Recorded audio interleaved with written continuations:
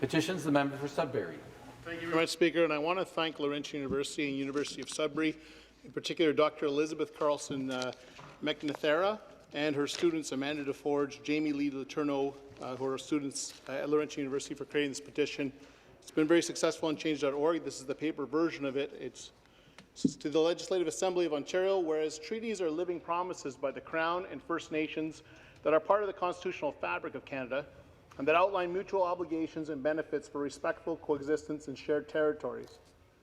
And whereas the Robinson-Huron Treaty promises annual compensation, known as treaty annuities, for the sharing of lands, resources and wealth created to First Nation treaty beneficiaries, and while a provision was included in the treaty to ensure the annuity amount increased as resources revenues increased, the annuity has only been increased once in 1874 from $1.60 to $4 and has not changed since 1874. And whereas the failure of the Crown to live up to the terms, spirit and intent of the treaty prompted the 21 Robinson-Huron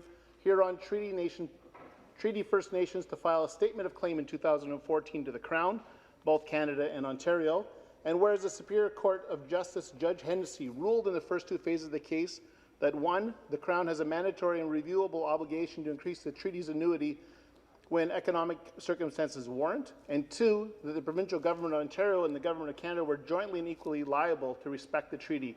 And whereas the Province of Ontario maintains the treaty commitments remain valid today and states that it is, in quotes, working to rebuild trust and relationships with the treaty partners and Indigenous peoples, end quotes, and yet in contradiction to these statements, Ontario plans to spend taxpayer money to appeal Superior Court of Justice Judge Hennessy's decisions, fighting First Nations and fighting against the honourable fulfilment of treaty obligations.